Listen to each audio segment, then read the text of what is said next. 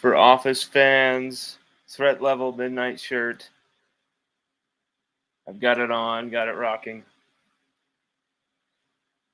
LSU Odyssey, Friday afternoon, Friday evening, live here with everybody. How are you doing? How are you doing? Everybody post how you're doing. Post a soliloquy, a comment about your own life, about what you're feeling, what you're going through, what you're vibing on lately, how you're doing. Post that in the comments section, and we'll read those comments if you want, unless if you put it in parentheses. Too embarrassed, do not share. Just thought you ought to know. Then we will, acquiesce to that request. Other than that, we're going to be talking LSU football. We've put out a slew of previews recently here on LSUODYSSEY.com, as well as a few now position previews, which I really didn't want to do until we got the official roster. That's why there has been a delay on things like that. The writing is there. Have to organize it all because there's just a few guys I'm wondering what's their final position going to be. So we're going to go into that a little bit. And that's something that you have to wonder about with this LSU football team going into 2024. Some of the guys, different positions, the roster, the depth we have, the guys we've brought in. What can we do? Have we solved those depth issues? And if not, how deep of a concern is it with these new coaches on the defense? And, offensively, there's a few spots of some concern as well if, a few injuries go that way. Right now, this team has been nearly completely healthy. There is a few injuries going around from winter workouts, but nothing too serious. But then we also want to talk about NFL SU. These guys about to head into the draft. The class of 2024. You've got the fantastic Mekhi Wingo running a 4.85 40 draft, 40-yard here. Right, look at this. The second fastest 40 time among all defensive tackles in the combine. And the fastest 10-yard split at 1.64 footage via NFL Network. Of course, we're football junkies like us, just complete football sickos like us. We watch this stuff and eat it up year round. It is never really – it's hard for me to even write the words off-season when I'm writing an article because it's like – that's just what we call it, the official title, but is it really the off season? It just feels like nowadays there's never an off season. What do you mean off season? What are you talking about off season? There's no such thing as an off season anymore. But you see Mekhi Wingo looking like a second round at the least here. I feel he's someone who can play all five positions up front. He's had games where he's had multiple created turnovers, multiple pass breakups, even, 3 against Alabama, if you count the one that the tipped pass that the refs didn't give him, but we all saw. He's done it all. Multiple sacks in his final game, multiple TFLs. He had a pick 6 as a freshman, his all-SEC freshman year at Mizzou. Huge game-changing fumble recoveries for LSU against Florida and Florida State in that 2022 season. And forced fumble against Ole Miss. And you just saw him towards the end of his LSU career, injuries ruin the last little bit, for him, because he would have been able to do something for us up front in some capacity better than what we saw against Alabama had he been out there. Don't know if the result would have been different, but having Mekhi Wingo definitely raises everyone's level, because he was such a leader, as we've, if you didn't know, you're now finding out. But this is as we knew really all along that obviously a captain, but such an influential player at LSU in just two very quick seasons. A guy that was on the bench to Mason Smith, really. A great transfer portal pickup. 14th overall player of the 2022 transfer cycle, transfer portal cycle. Sounds so weird. And when LSU got him, it's like, yeah, that's a huge depth pickup, but now we've got Mason Smith, right? And I'm thinking, you know what? No, I think this dude is going to bring something to LSU. And I'm thinking, maybe he doesn't start immediately, but I think he's going to become that guy alongside Mason Smith. Everyone's going to say, no, it's going to be this guy and this guy on paper, but we all know as LSU fans, the lineups usually tend to evolve as the season goes on, if you know what I'm saying. And that's what happened. But it happened so quick. I mean, it happened the first drive of the first game, which no one saw coming. And it was Mason going out of this game. So it was now Mackay taking Mason's spot in a way. And he fulfilled that to an All-American level when LSU needed it most. Papered over a lot of cracks in 2022. 2023, he's going to have his critics, but really the tape is there. I don't have to argue that to death at all. The tape is there to back me up by saying he may have even had a better, more impressive 2023 because of what was around him and how poor the play was and how it was almost like just a few guys on LSU's defense, Wingo, Weeks, Perkins, just a few guys, Toviano at the end of the season, Stamps at near the end of the season, Burns, like for only a couple games. He always had the attitude, but he just couldn't back it up. He was very poor in coverage at times, and I feel like was put out of position by our prior defensive coordinator. We needed to move him up closer to the line of scrimmage where he can attack the backfield. Sage Ryan, undisputed, was the best defensive back we had in 2023. No one has to argue that. He was solid from first game to last. Yes, he allowed a few catches. Who didn't allow catches when they're playing 10 yards off? Every snap. And it's not up to them. It's not even up to Robert Steeples. It's up to the defensive coordinator, Matt House, who's calling that jump. And so you saw Wingo really stand out in a way. And I feel like he's going to be a player. You've seen what he's done off the field as well in the community. He's just going to be a player who's going to, I think, be a huge success in the NFL. So a player who's going to be playing for a long time, a lengthy career. That's just my opinion, though. But then you saw, alongside Wingo, Brian Thomas Jr., Malik Neighbors, both going to all these crazy events. They're doing some Call of Duty partnership now, which is just awesome. They're striking all sorts of deals, and they're calling their shot. And there's no, restraints of any sort now.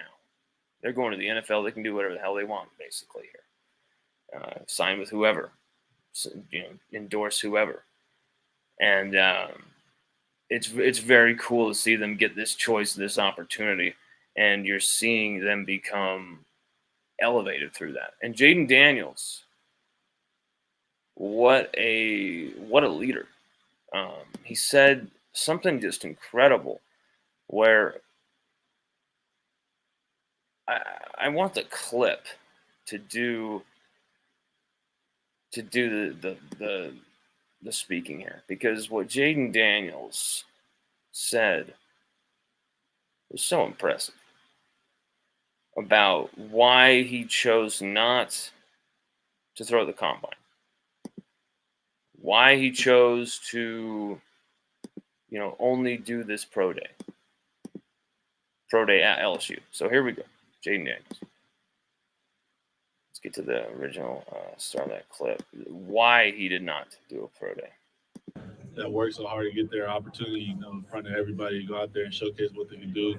So it wasn't about me; it was about my teammates that worked so hard to get their opportunity, in front of everybody, to go out there and showcase what they can do.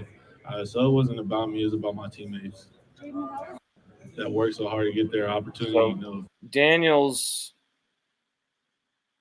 tells you straight up, like, this is not about me, not about keeping me safe, and like maybe there are factors that led to him probably only going to do a pro day as well, not testing at the combine. But it's best for me and because I'm going to be throwing with guys I can look the best with.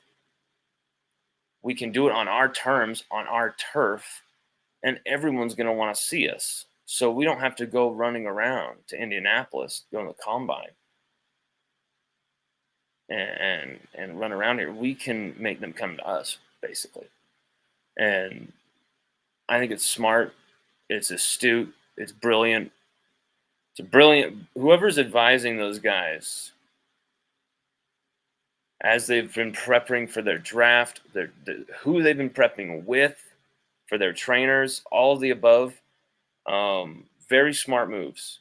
You've seen the pedigree of the people they're working with, the agents involved now. Malik Neighbors, his worth right now in value, like financially, has, I mean, what you've seen him earn from the start of 2021, okay, to 2024 here, early 2024. It is unbelievable. We could be talking about him cashing somewhere around $100 million for that second contract if he fulfills that potential at the NFL level. He is that good, and the money is getting to that level.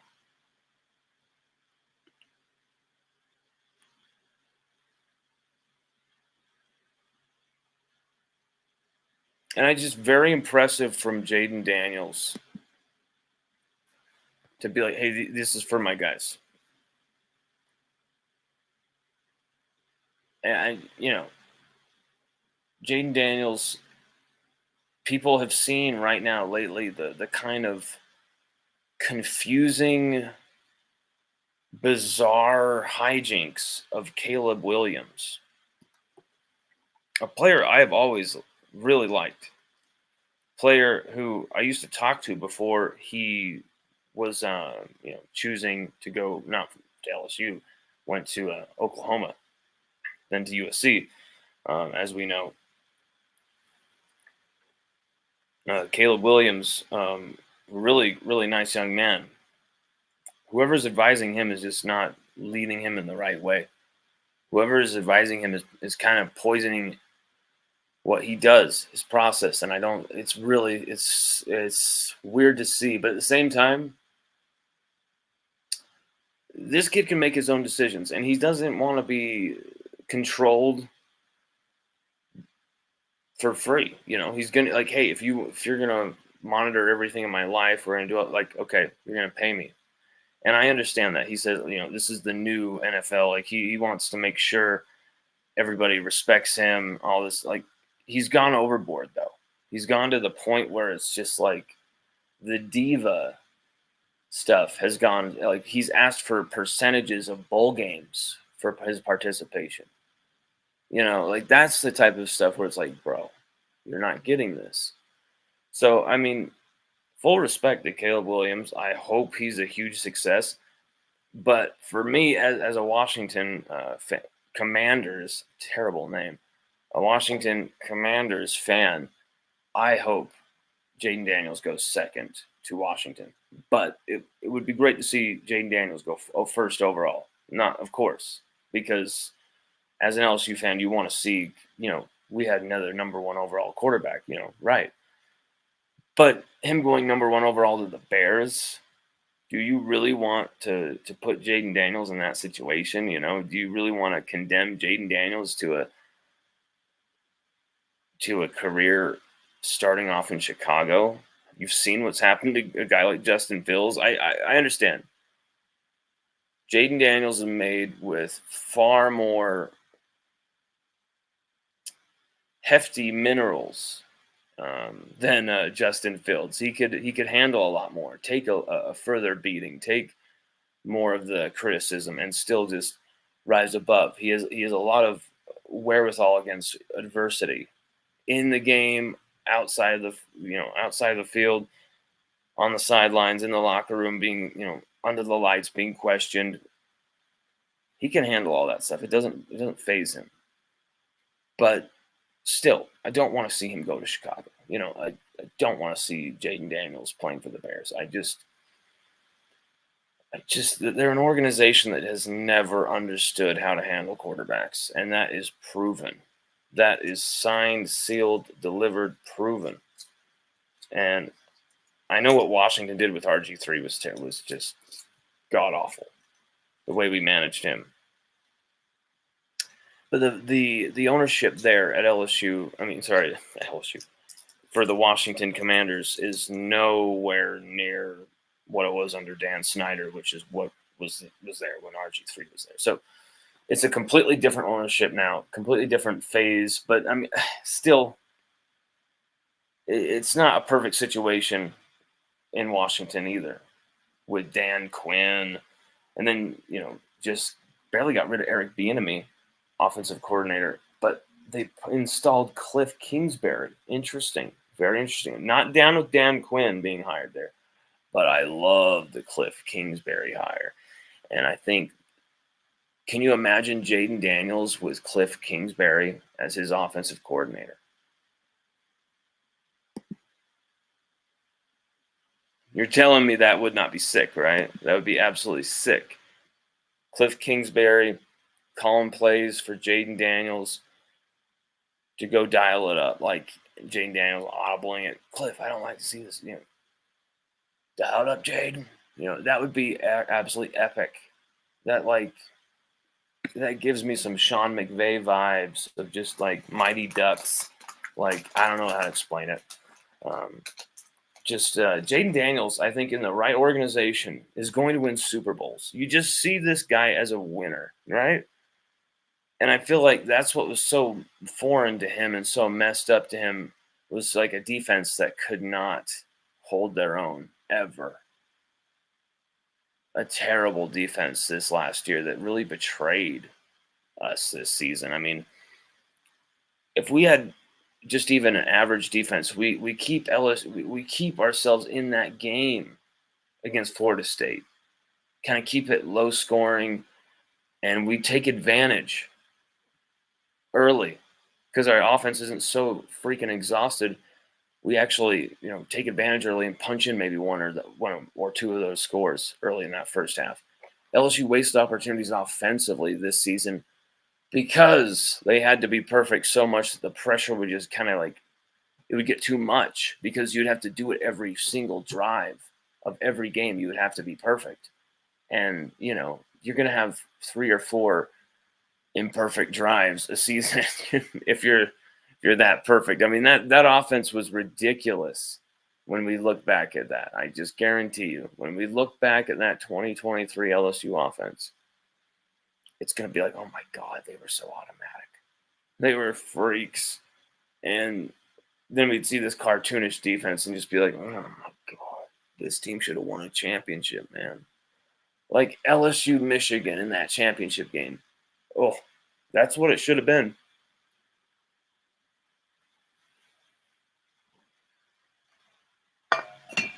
LSU Oklahoma State in 2012 as well, but in another world, in another time. Not this world, though. Not this time.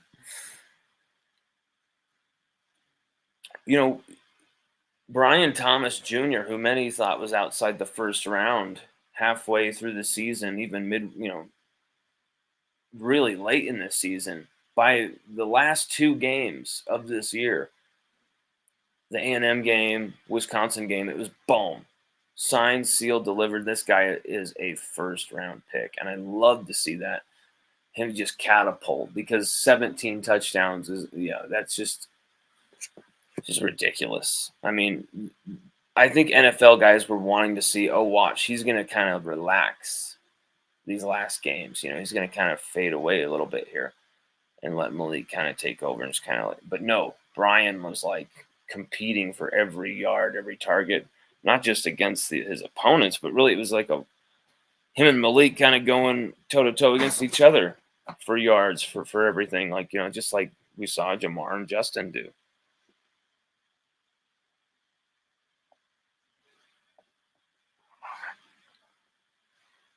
So it's great to see our NFLSU Tigers really stand out, really show out. You saw Jordan Jefferson lead in the bench pressing as well for defensive linemen.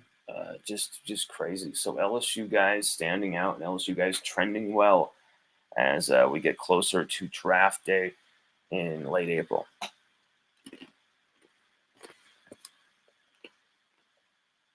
Let's see what that. I think it's like April 27th.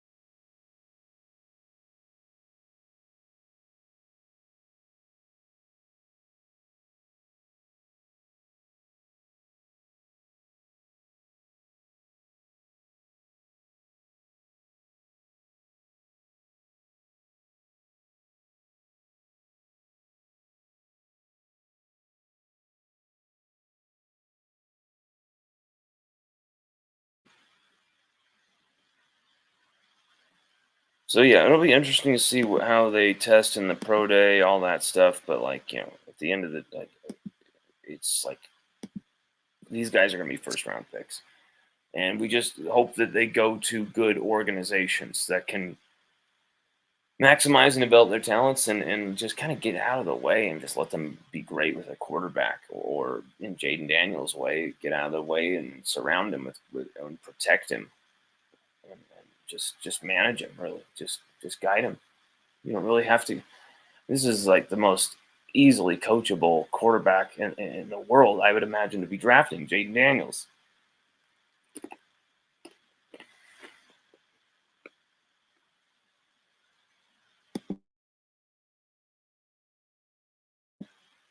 He's not someone you have to motivate.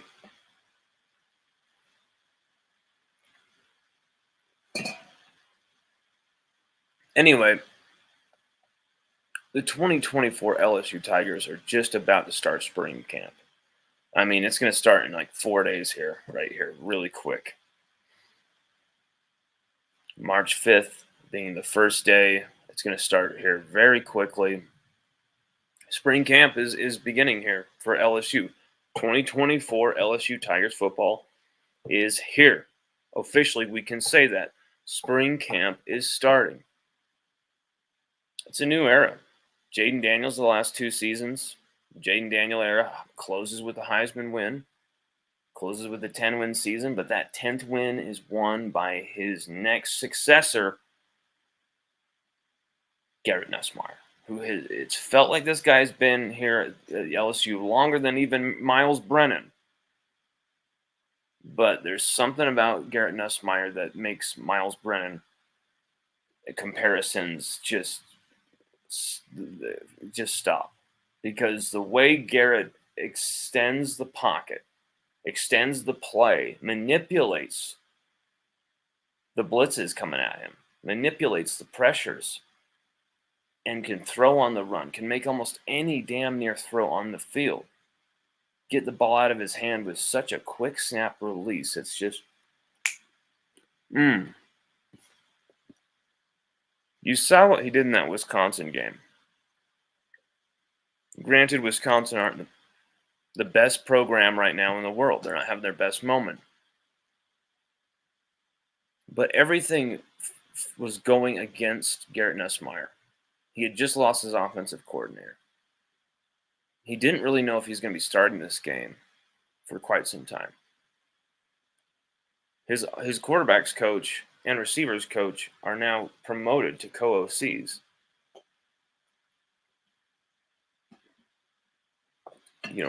Pretty much everything going against you. Your receivers, few of them are probably going to be sitting half the game out, right? Which didn't turn out to be what happened. And just a lot of pressure on Garrett Nussmeier. And instead, what he did was go out there and just deliver a spellbinding performance with a defense that just, once again, he did what Jaden Daniels won the Heisman for doing all season, overcoming that defense.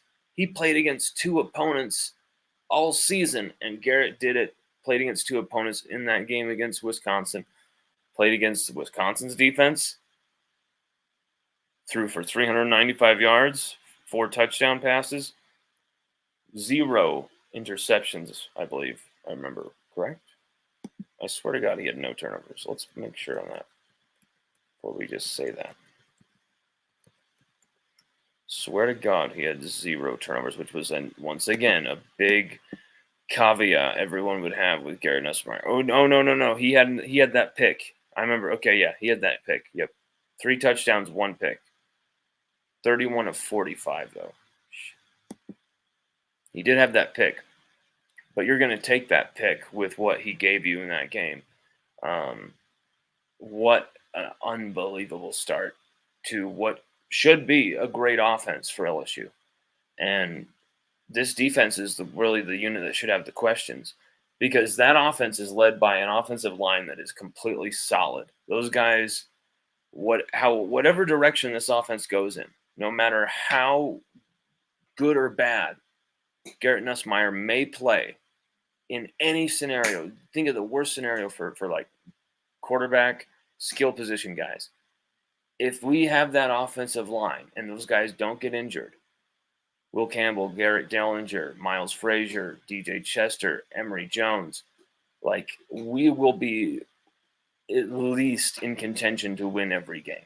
At least, because we're going to be able to run the football with a guy like Caleb Jackson, most likely a guy like Trey Holly, free Trey Holly, innocent baby, and a guy like Josh Williams, who playing in his last dance, Josh Williams' last dance. If you need a few yards, you need that tough yard, he's going to get it for you, baby. And then Caleb Jackson is that guy who just shows you that he could be an absolute phenom for LSU. So there's not depth at running back, really. There's some strong talent there at running back, but I wouldn't say depth. We had 8, 9 guys. What was it last year? We lost so many guys in the portal, and losing a guy like Armani Goodwin, if you're not starting a guy like him, he's going to be gone. If he's healthy, he's going to be playing. He was so good, Armani Goodwin, and it sucks that we were never able to really let him loose. He was always just hurt. But I like the frontline options there with Caleb Jackson, Josh Williams, Trey Holly, most likely, hopefully.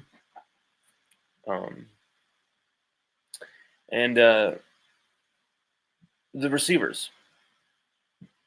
There's questions about Kyron Lacey, as we said. There's questions about Chris Hilton Jr., as we said. But it looks like they should be able to take that next step with, work every day, grind with Garrett Nussmeier.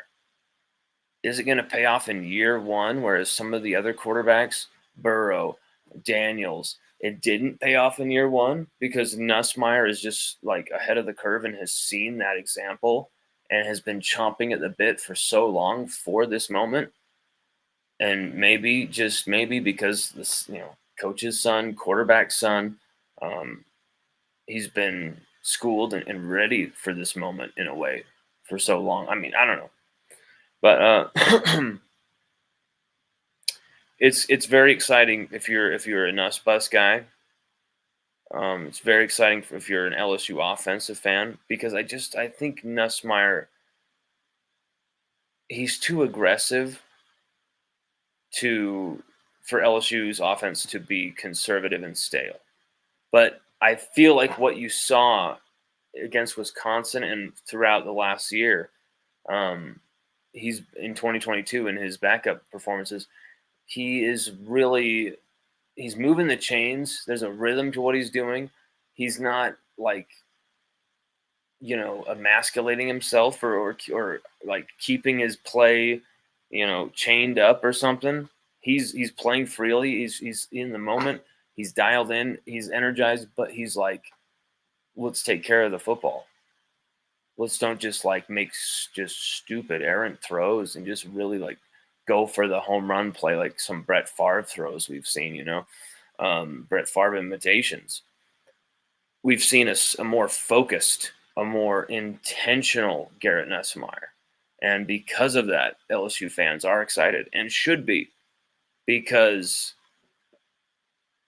I just think with this offensive line, he's going to have guys who can steady him, and he's going to need that. I think he's going to need a moment where Will Campbell's going to say, calm the fuck down, bro. Get your shit together. I think he's going to need a moment where Garrett Dellinger is like, hey, man, we got your back. He's going to need a moment where DJ Chester is like, shit, man, I'm sorry. I need to get the snaps aimed better. I've been making you chase. I'll hold my end of the bargain. I'm going to pick you up, quarterback. Like, he's going to need that from his guys just as much as he's going to be giving it to them, as you've seen with his leadership throughout this last season or two, really. Since he's been at the team, he has been an enthusiastic, supportive teammate, just a leader of that locker room, even as a young guy. And you're going to see the fulfillment of that this season. So excitement about Garrett Nussmeier, hell yeah. Sign me up. Let's see some comments here.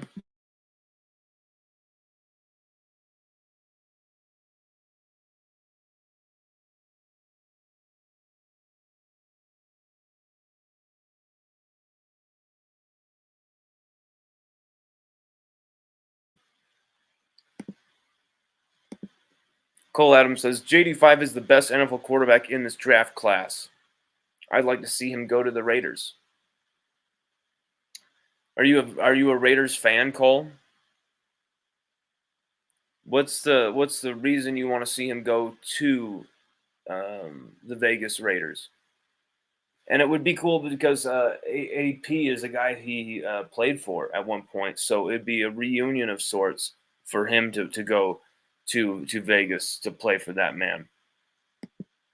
Cole Adams also adds reason why he thinks JD5 is the best quarterback in the draft class. Or sorry, why he thinks he would like JD5 to go to the Raiders. He says, 1, Vegas is an up-and-coming franchise. 2, JD5 competing against Mahomes and Herbert twice a year would be great for the game. Yes, it would. And number 3, impeccable character in the money line center. I mean,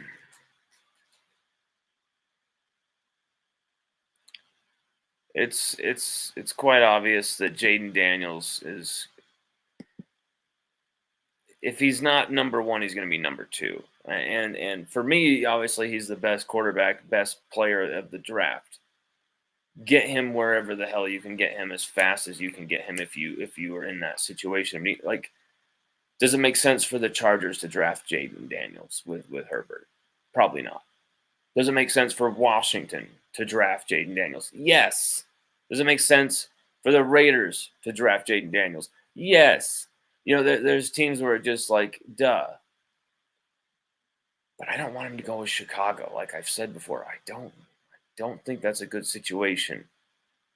But I mean, Jaden Daniels can probably make any situation good. But it's just let's see him at his best. Let's don't see him struggling. Let's don't see him fighting the front office against like a franchise that's not wanting to win, a franchise that's not willing to surround him with the tools to win, and he's having to deal with that crap like Cam Newton did, like RG3 did, like Lamar Jackson did actually for one season at one point.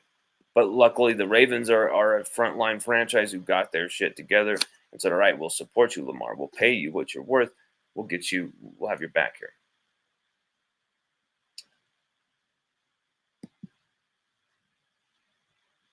Cole Adams says, not a Raider fan, just football. Okay. Well, yes, I mean, it would be an interesting thing to see them stock up that division. But I don't know. AFC West, such a boring division in my I just don't like those teams. I usually just don't like. It just the Chiefs get exciting in the playoffs, but the Chargers are such choke artists. They just it doesn't matter if they get Harbaugh. I know. It doesn't matter if Harbaugh is coaching them. I know. Dan Fouts is probably listening and saying, "It's true, damn it, it's true." One second, I'm gonna eat this fruit by the foot.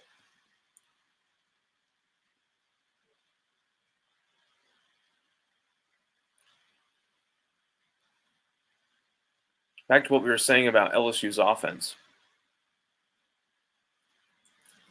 I feel because of the strength of that offensive line and the excitement there with Garrett Nussmeier, the possibility there with Garrett Nussmeier, the continuity he has with Joe Sloan. I think LSU offensively, even if they had the worst possible season, I think would still statistically be enough for LSU to win most games.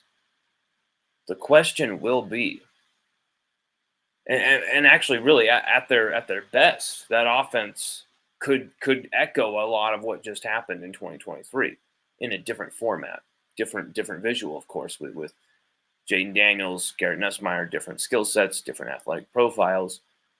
You know what I'm saying. But it might be even in a far different way than that, with an offense that focuses on the tight ends more, the running backs, even in the passing game. Because the tight ends might, as we wrote in an article that just came out last night, the tight ends might actually have more talent in the passing game in their room than in the receiving room. It is exquisite what that is in that room. Trey Green coming in as a freshman, Kamorian Pimpton still around as a second-year guy, and then you've got Mason Taylor, who, if fully unleashed, could be an All-American tight end. And we've seen him with the ball in his hands, with the game on the line, in the biggest moments possible for the Tigers, and he delivered. And we also saw Garrett Nussmeier use him as a safety valve and an outlet 7 times during that game, and all passes were caught by Mason Taylor. 7 catches, 88 yards, his season high by far for last year. In a year where it was always about Malik and Bryan and Kyron Lacey in the passing game. And rightly so. But this season, the tight ends, in this season, the tight ends really, are those the guys who are going to win you games? Trey Green. Is he going to be ready in 5 months to go to Vegas and beat USC, catch passes over USC DBs? I actually think so. 6'5", 230. It's at least worth finding out, because if you can unlock something there with Trey Green, even as a freshman, you're going to have 3 years of someone who is a once in a generation type of talent, at least type of athletic profile. And it's another bite at the apple for LSU, a second chance in a way for a team, a program that had a guy like Eric Gilbert, a once in a generation tight end who kind of lost his marbles, and we lost him. He left, and so did other teams. They lost him as well. He's gone down a dark path. I pray for that man. But it's almost like a second bite of the apple with a guy like that when you get Trey Green. 6'5", 228, and runs like that.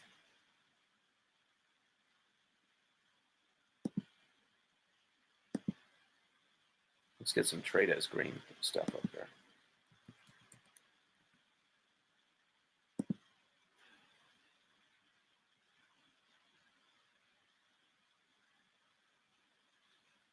And a new on-3 5-star, of course. And people, Brian Kelly can't sign 5-stars. Well, these guys have become 5-star signers. Weston Davis, Trades Green, Bryce Underwood. Was Caden Durham a 5-star? No, he should have been. I mean, the list goes on and on and on. Maybe not 10 or whatever, but they've signed Will Campbell, Harold Perkins. They've signed these guys where it's mattered. You know what I'm saying?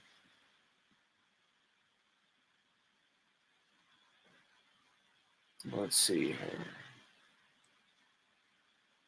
Trying to get Trades Green.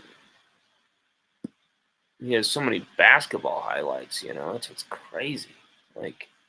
And he retweets so many of his teammates and friends stuff. This dude is such an incredible young man. He averaged 27 points and 11 rebounds per game this season, Trades Green, in basketball. Look at that. Look at that.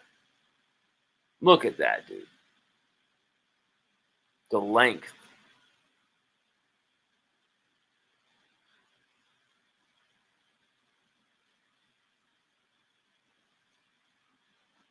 I think I see Chelsea walking in.